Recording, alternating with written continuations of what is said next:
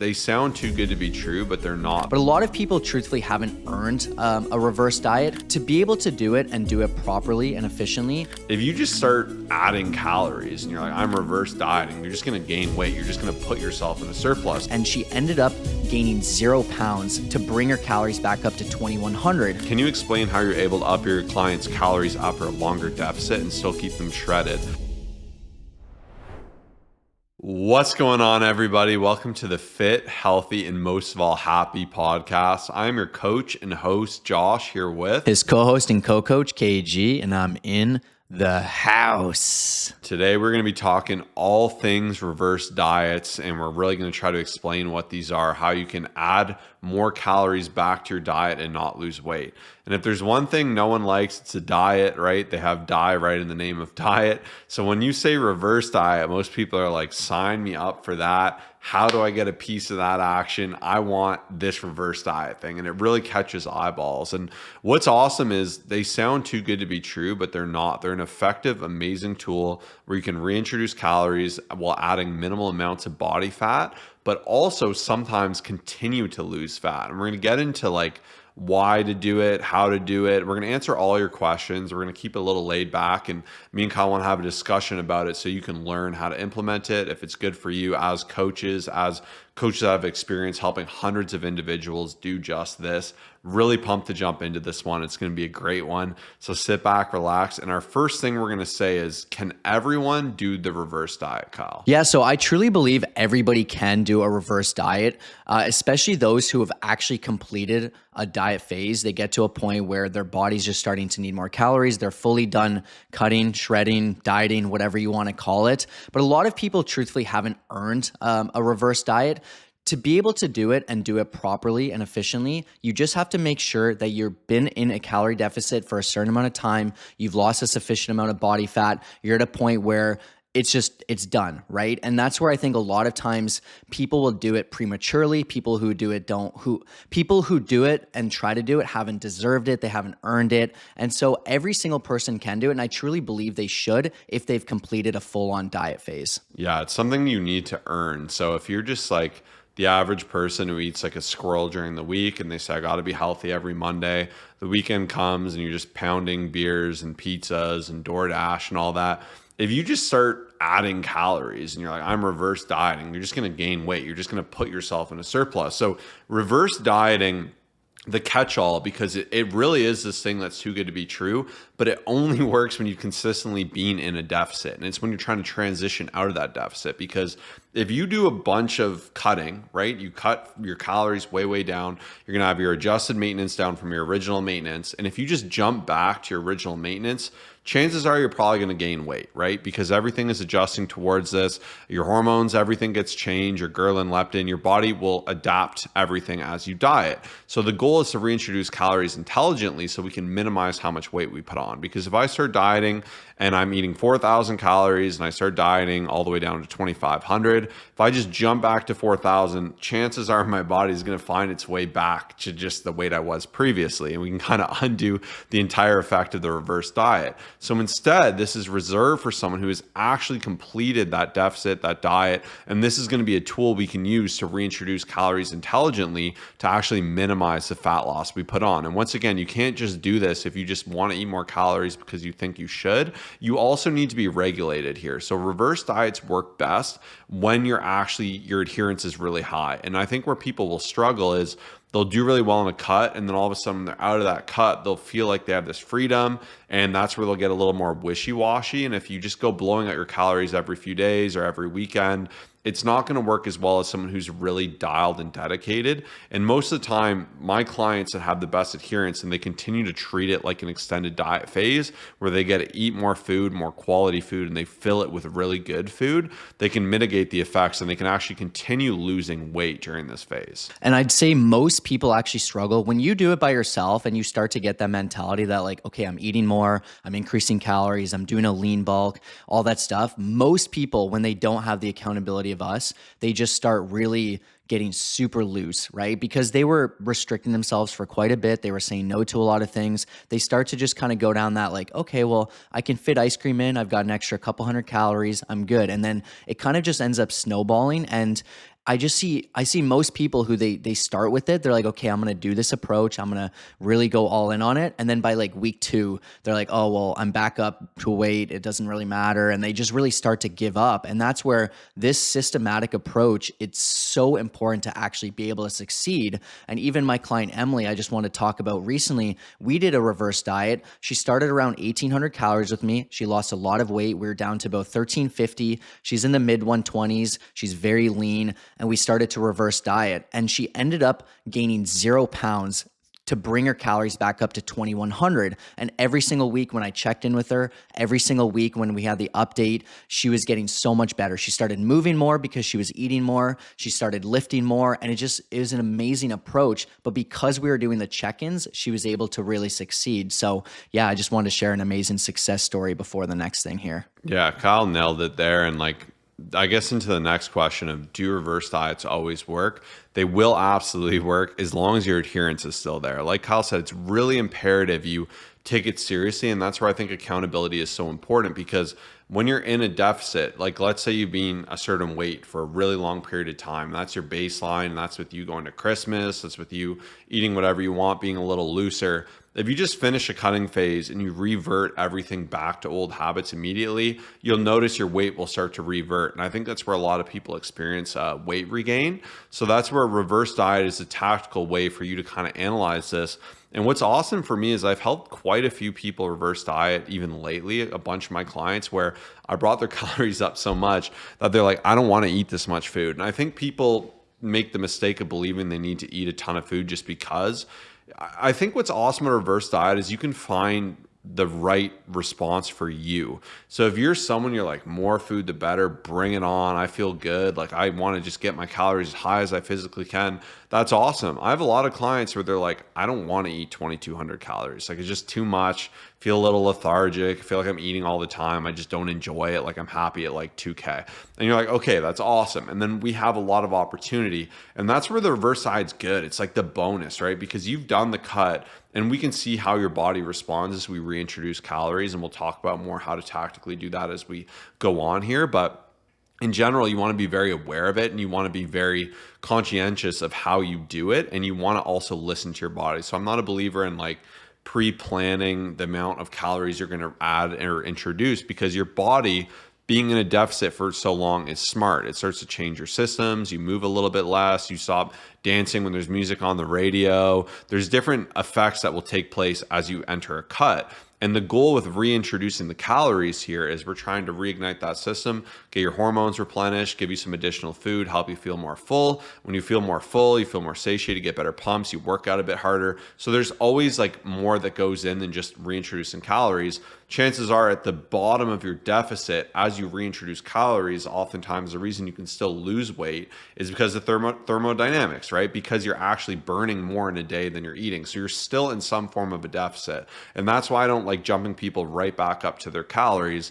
And it also will depend on what you're looking to do. If you're like, I love this level of leanness, I do not want to gain a pound of fat, I want to stay here, we're probably going to be pretty limited how many calories we can add. But if you've lost 10 pounds, right, and we brought your calories down 1,000, and I can reintroduce calories of 1,000 calories and you maintain 6 pounds of fat loss, that'd be a win. Technically, we'd be up 4 pounds from our bottom, but we've now lost 6 pounds for effectively no trade-off in calories. So that's where they absolutely work. Where they don't work is if you just blow them out and your adherence sucks. And that's where I want to say, like, when you go in with the approach that it's not just the diet, it's like, okay, even I'll give you an example. If I'm going to go through this amazing phase with my clients, we'll do a nice 12 weeks of shredding.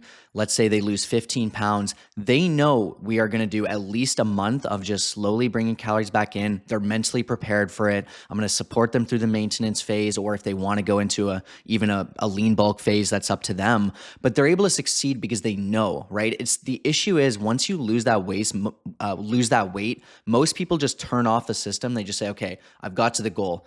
Nothing else matters. But when you go in with the level of intention for that diet phase and the strictness and that level of just like locked inness, and you treat that next phase like it really matters, your life can be forever changed. And I truly believe that the reverse diet, when done properly, is a life changing approach. It is something that can get you back up towards maintenance. It is something where you can keep off most of the fat that has been lost, and you can just get to a whole new set point. You can reset your metabolism, your hormones, all that fancy stuff. But you just have to really take it seriously. And to that question of like, does it always work? As Josh said, it works if you're just really locked in on it. I wanted to stress enough, like, this is such an important phase, but I just see so many people just turn their brains off. They're like, I've been restricted enough and I'm just tired of it. And once again, not people in our program, because they have that customization and that approach.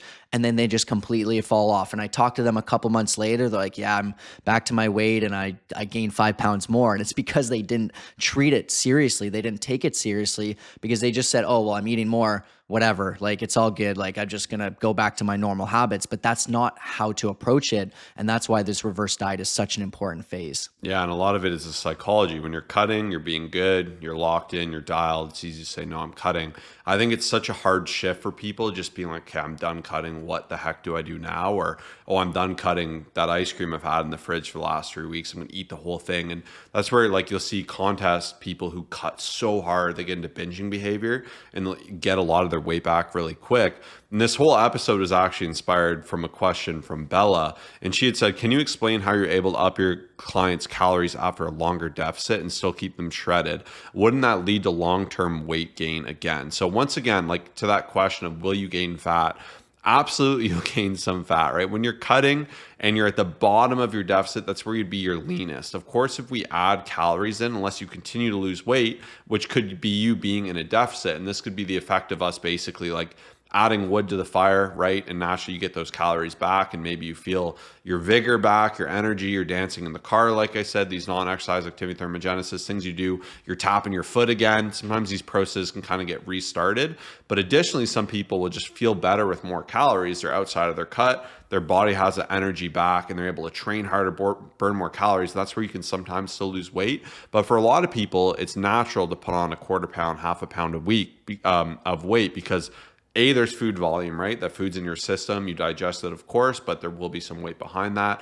You're going to be having more salt. That'll bond with more water. Like there are factors at play. But once again, it's okay if you gain a marginal amount of fat, if we're able to bring calories back to where they were pre-cut. And what's awesome, like to the example I used before, like let's say I cut 1,000 calories to lose 10 pounds and I reintroduced those 1,000 calories and now I maintained a weight loss of 6 pounds lost. What's awesome there is I'm now back at 3,000. I can decide where I want to go from here. I can maintain, continue to crush it, try to see progress there. I could do a little bit of a bulk. I could drive that up even more. Or I could wait a bit and reintroduce a cut now at the same amount of calories and I could potentially still lose more calories and maybe I only need to cut to like 2,600 to lose 4 pounds again, bring that back up 3,000, 3,200. Like the one thing I'll say is I can't give you absolutes because like the body is the boss. It's the one thing I've always said. Some of my clients, like I'll just give them calories and their body just keeps melting. And I'm like, what the heck? We'll get to their old maintenance and beyond. And like their body's just melting calories. It makes no sense. You're like, what in the world?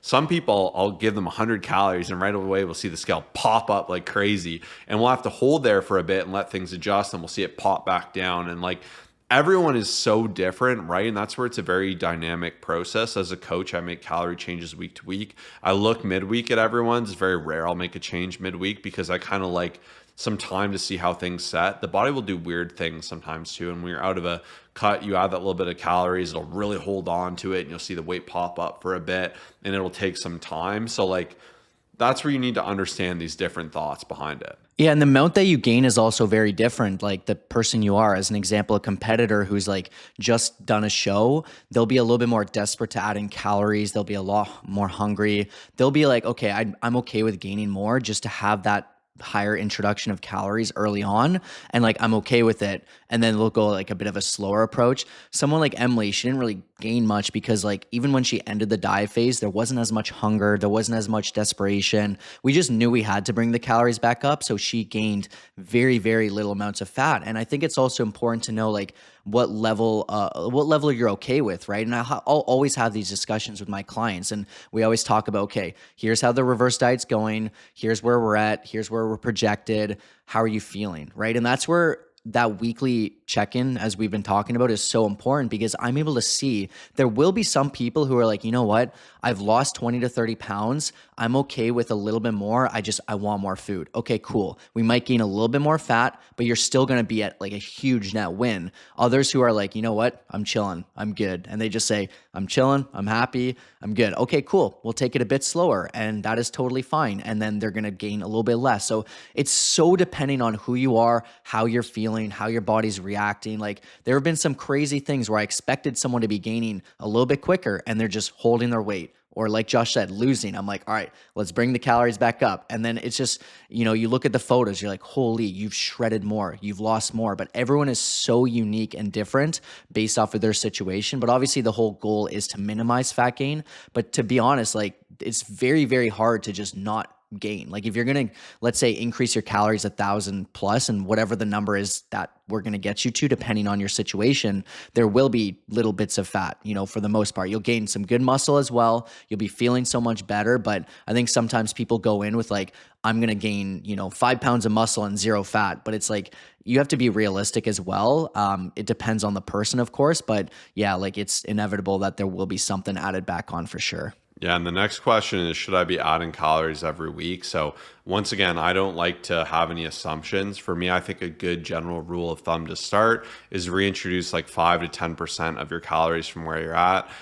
If you're like, I don't care about gaining fat, it's whatever to me, I just want to jump back up to my maintenance, I would jump up to an adjusted maintenance, and you can use calculators or you can guess, but chances are it won't be as high as it was previously just yet. And once again, I would avoid that because I feel like it's such an adjustment. Like even if you're reintroducing like 5 to 10% of your calories, right? Like, so let's say I'm cutting at 3,000 calories for a clean number, that could be up to 300 calories, right? That's 150 to 300 calories tentatively. And once again, everyone's so different. I'll do a lot of different things depending on the individual, but that can be a nice quality of improvement for me, right? Like that could be, sometimes I'll even say like eat an extra banana for the gym, use that for your pumps. It's no problem, right? And like that can be a good little bonus, or it could be, it's a meaningful difference in your day, and that alone too. What's awesome is you can reintroduce that. If we see no weight gain or we see kind of calories the same or you've lost a bit, we can reintroduce that again. If I give you that and all of a sudden I shoot up 3 pounds, I'm going to need to pause out a bit, right? And kind of see how things land. And sometimes it takes like 2 weeks for it to level out. So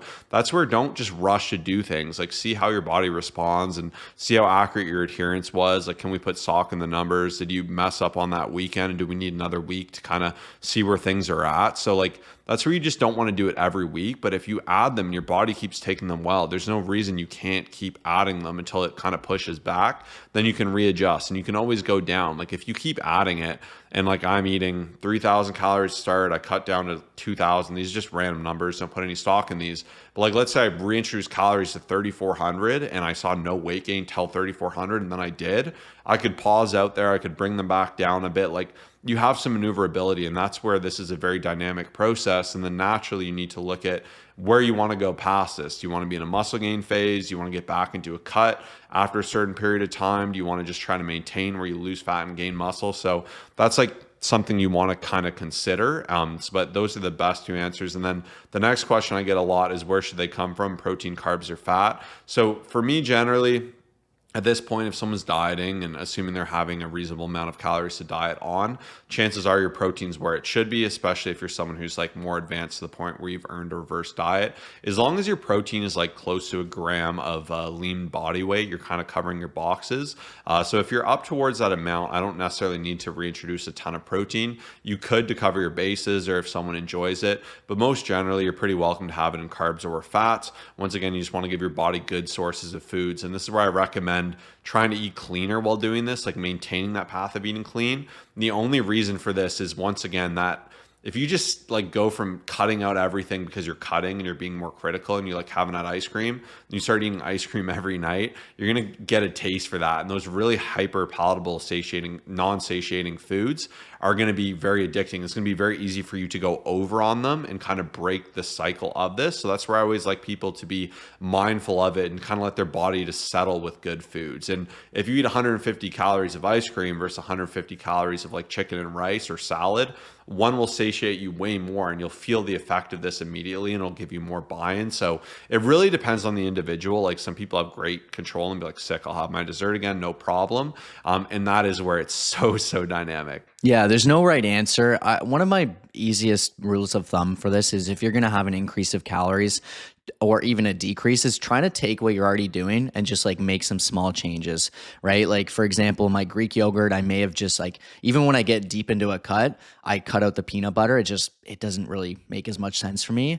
If I get back into it and I'm going to do a reverse diet, first thing I might add in is, a good tablespoon of peanut butter. It's about 90 calories. Maybe I'll do that. And then like an extra little bit of rice at dinner time. But what's nice is you still maintain that my healthy foods. I'm still hitting everything. I've still got that mindset of, good stuff, not just like that screw it mentality, be like dessert every night and, go out to get a McFlurry at McDonald's, like 450 calories. Yes, I've got, or that would be a mini, I think. Yes, I've got all this stuff to work with, but I've just maintained my routine. And that's where I think if you were to have success with this, having a nice strategic approach where you're not doing anything drastic is going to be the best way to approach it. And that's where I think, you'll see the best results doing what you're doing, just doing it a little bit better. But I've got to add on here just because I have to say it. If you're someone who's doing it Monday to Friday and then the weekends you're like not keeping track, that's just going to defeat the whole purpose, right? If you end up being like really intentional, you follow the numbers throughout the week, and then the weekend you go to 3,500 and you've been prescribed 2,200 or whatever, and you just go above and beyond, this reverse diet phase isn't going to work. And that's what I just have to remind you of that, because I see so many people blow it out of the water. So I did want to just share that one extra thing. Just really make sure you're being disciplined. So there you have it. You're a pro with the reverse diet now. You know all the tips and tricks. If you want help with implementation, you want to sit back and let me do all the hard work, the planning, the thinking, the strategy, the adjustments for you, so you can have the absolute confidence that you're seeing the best results in the most efficient way possible. DM me reverse diet on Instagram at ColossusFit, ColossusFit. And maybe this is for even if you're not ready for a reverse diet yet and you want help through a cutting phase or a bulking phase, eventually towards a cutting phase, or you just want someone to guide you to get better results with a better program, have more accountability, see your full potential. Regardless, if you listen to this episode, you're someone who's serious about fitness and health, and you deserve to make that investment in yourself so you can see the results you deserve. And once again, like tools like this, you might not have even known these existed. Like you can see such radically faster results by really committing yourself, using the right strategy and tactics, and really simplifying your journey. So once again, if this is you, DM me on Instagram, reverse diet. Let me know about your goals, and I can't wait to get you the results you deserve. But thank you so much for tuning in today. If you know someone who is curious about this, share this episode with them. Come back, listen to it. And if you have any questions at all, shoot us a DM on Instagram to @ColossusFit. But thanks for tuning in. Peace out.